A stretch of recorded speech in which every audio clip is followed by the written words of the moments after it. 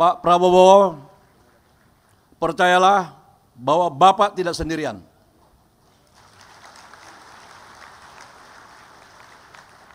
Di samping kami yang hadir semua di sini, Bapak bisa menyaksikan betapa bangganya seluruh purnawirawan Indonesia yang Bapak lihat di depan layar. Kita TNI selalu dituduh bahwa kita mau jadi diktator. Selalu dituduh. Padahal saya ingatkan ke banyak tokoh-tokoh itu. Kita hargai semua sikap, semua pendapat. Presiden RI Prabowo Subianto tampak memberi hormat kepada Wapres ke-6 Try Sutrisno sebelum dirinya berpidato dalam acara Halal Bihalal Purnawirawan TNI AD, Jakarta Selasa, 6 Mei 2025. Prabowo awalnya duduk mendengarkan laporan PLT, Ketua Persatuan Purnawirawan TNI AD Maijen Purn, Komarudin Simanjuntak. Lalu, giliran Prabowo yang berbicara di depan panggung. Prabowo, yang duduk semeja dengan Try Sutrisno, tampak berdiri. Sebelum menuju ke panggung, Prabowo tampak memutarbalikkan badannya menghadap Try Sutrisno. Prabowo pun menunjukkan gestur hormat kepada Try. Adapun Try termasuk daftar purnawirawan TNI yang ikut menandatangani usulan Wapres Gibran Rakabuming Raka dicopot dari jabatannya. Sebelumnya, Forum Purnawirawan TNI Polri telah mengusulkan kepada Majelis Permusyawaratan Rakyat (MPR) RI untuk mencopot Wakil Presiden Gibran Rakabuming Raka. Selain itu, forum ini juga meminta reshuffle kabinet terhadap menteri-menteri yang diduga terlibat dalam kasus korupsi. Tuntutan ini, yang turut mencakup perlunya tindakan tegas terhadap aparat negara yang dianggap masih loyal kepada Presiden ke-7, Joko Widodo, menjadi perhatian publik. Simak selengkapnya pernyataan para purnawirawan di depan Presiden Prabowo, dilanjutkan pidato Presiden Prabowo di depan para purnawirawan.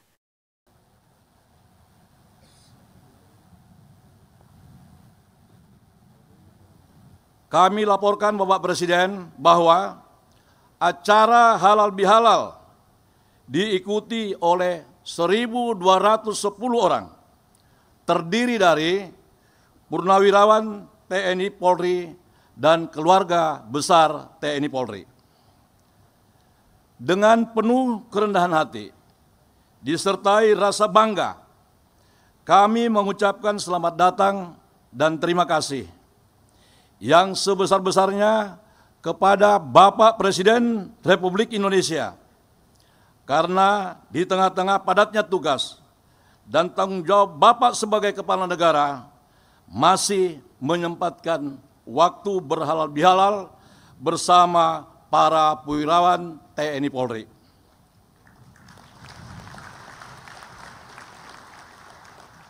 Kehadiran Bapak Presiden merupakan sebuah kehormatan yang luar biasa bagi para purnawirawan beserta seluruh keluarga besar TNI Polri. Kami merasakan dan menyaksikan langsung semangat Indonesia maju di bawah kepemimpinan Bapak Presiden. Kami juga bangga melihat bangsa ini melangkah dengan penuh percaya diri menuju masa depan yang kuat, maju, dan disegani dunia. Peran Indonesia dalam forum internasional kini semakin signifikan dan semua itu merupakan buah dari kepemimpinan Bapak yang visioner dan berakar kuat pada nilai-nilai luhur bangsa. Kami juga memanjatkan doa tulus, semoga Bapak Presiden dan seluruh jajaran Kabinet Merah Putih senantiasa diberikan kekuatan lahir batin, kesehatan yang prima dalam memimpin bangsa Indonesia sekarang dan ke depan. Semoga visi besar yang tertuang dalam Asta Cita dapat membangun Indonesia yang kuat, mandiri dan berdaulat, serta mampu mewujudkan kesejahteraan dan kemakmuran rakyat. Perkenankan pada kesempatan yang berbahagia ini, kami menyampaikan amanah dari para sesepuh, para senior, bahwa kami purnawirawan dan seluruh keluarga besar TNI Polri menyatakan dukungan penuh terhadap seluruh program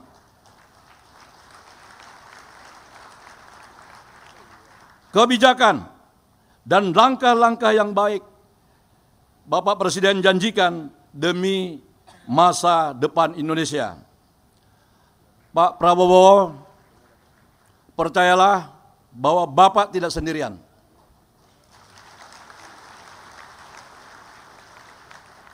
Di samping kami yang hadir semua di sini, Bapak bisa menyaksikan betapa bangganya seluruh purnawirawan Indonesia yang Bapak lihat di depan layar.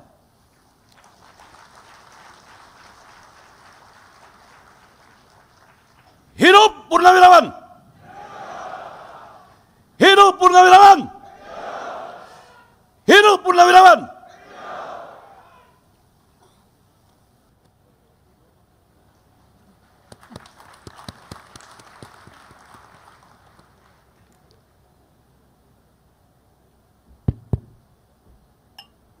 Saudara-saudara sekalian, kita sebagai purnawirawan diajarkan dari sejak kita muda sebagai prajurit. Hari-hari pertama kita di tentara, kita diajarkan bahwa begitu kita menjadi prajurit, hidup kita, jiwa kita sesungguhnya sudah bukan milik kita sendiri lagi, bukan milik keluarga kita lagi. Jiwa dan raga kita sudah persembahkan kepada negara, bangsa, dan rakyat kita. Itu pelajaran yang melekat di hati saya sebagai prajurit muda. Kemudian, terus terang saja saya merasa beruntung, saya dan kawan-kawan saya merasa beruntung. Kami sempat digembleng langsung. Kami sempat merasakan kepemimpinan langsung dari Angkatan 45.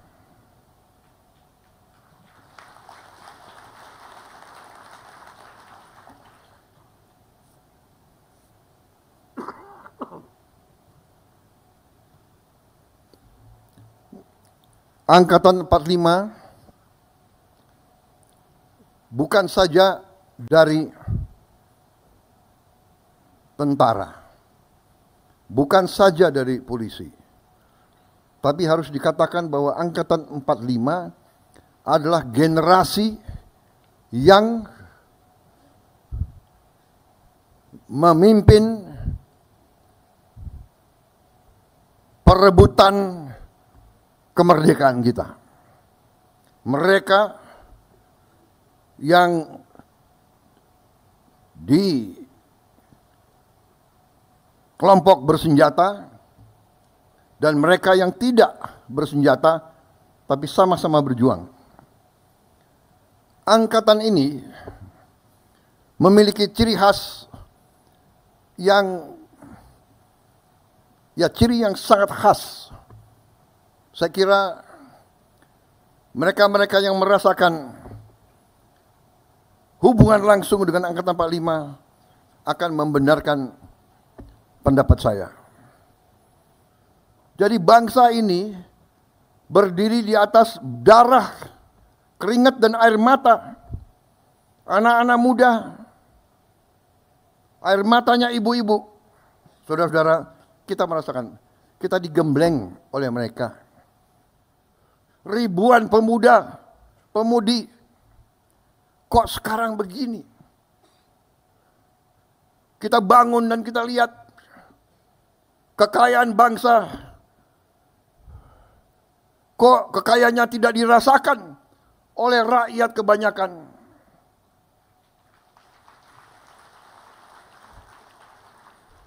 Kok senior-senior saya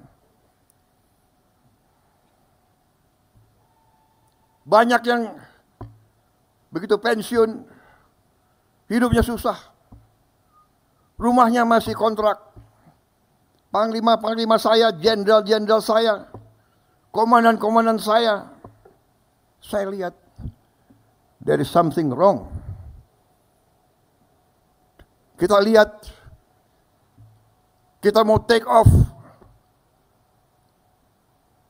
dihajar. Tiap kali kita mau maju, dihajar. Kerusuhan, perang saudara, pemberontakan, suku lawan suku, agama lawan agama, gak jelas. Tapi kita sebagai jenderal, kita sebagai prajurit, kita lama-lama kita belajar. Oh, rupanya ini kita ini dari ratusan tahun di Veda et Impera, di Veda et Impera, di Veda et Impera, kita selalu dipecah belah, dan dipecah belah. Dan karena kita dipecah belah, tidak ada, maaf, harus saya katakan, terjadi suatu kelengahan di mana elit kita kadang-kadang lupa dengan rancang bangun perjuangan pendiri-pendiri bangsa kita. Saudara-saudara kita, saudara-saudara sekalian, suatu kehebatan angkatan 45 yang kita akui. Bung Karno dan generasi-generasi itu memberi kepada kita Pancasila dan Undang-Undang Dasar 1945. Dan itu selalu menjadi pegangan kita, seolah-olah Sabta Marga ada Pancasila, ada Undang-Undang 45. Sumpah Prajurit ada. Setiap produk selalu ada Undang-Undang Dasar 45 Pancasila. Tapi maaf, saya katakan banyak di antara elit yang